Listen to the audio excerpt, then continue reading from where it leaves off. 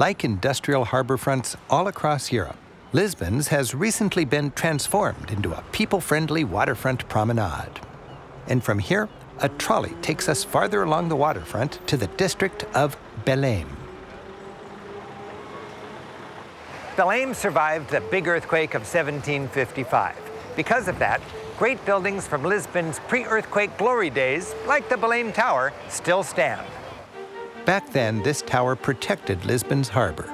Today, it symbolizes the voyages that made Portugal so powerful 5 centuries ago.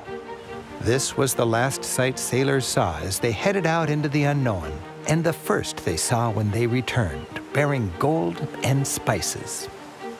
The nearby monument to the discoveries, built in 1960 on the 500th anniversary of Henry the Navigator's death, is shaped like the ship that made it all possible, the Caravel. It celebrates how exploring the world was a team effort.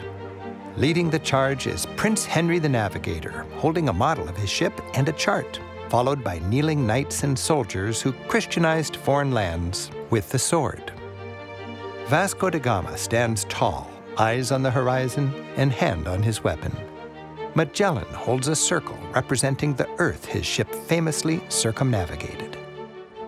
Across the way is a naval museum which shows how this little country once built a mighty empire. Exhibits show the technology that Portugal used to become a leader in exploration and trade in the 15th and 16th centuries. The Caravel, the ultimate ship for exploring and trading, was Portugal's secret to success. It was fast, small, and light, with sails that could pivot quickly. Nimble and able to sail into the wind, it was ideal for sailing along coastlines.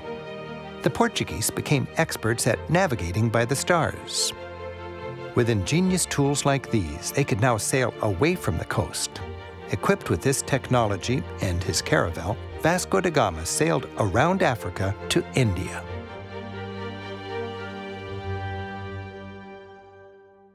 Portugal's mastery of the sea had a huge impact. Throughout the Middle Ages, Italy dominated European trade with the East. But within 10 years of Vasco da Gama's voyage around Africa to India, Italy's trade plummeted, and the seafaring nations on the Atlantic coast, England, Holland, Spain, and Portugal, emerged as Europe's economic powerhouses.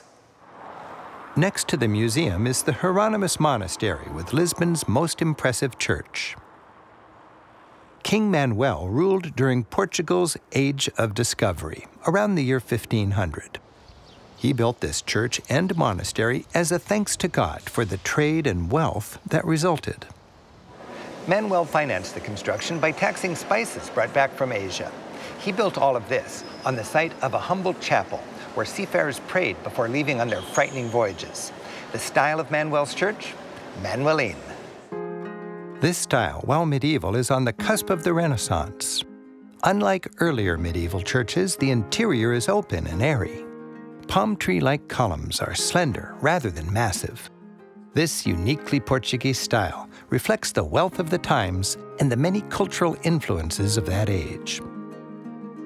Manueline decoration is both ornate and symbolic, featuring motifs from the sea. Monsters evoke the mystery of undiscovered lands. A totem pole of indigenous faces celebrates Portuguese conquests. And the ceiling, a Boy Scout handbook of knots, trumpets Portugal's nautical know-how. This is Vasco da Gama's tomb. In 1497, he spent an evening praying here for a safe voyage. The next morning, he set sail with 4 state-of-the-art caravels like this and 150 men. These lacy Manueline cloisters, my favorite in all of Europe, are the architectural highlight of Belém. The sheer size of this monastic complex is a testament to the religious zeal that, along with money, propelled the Age of Discovery.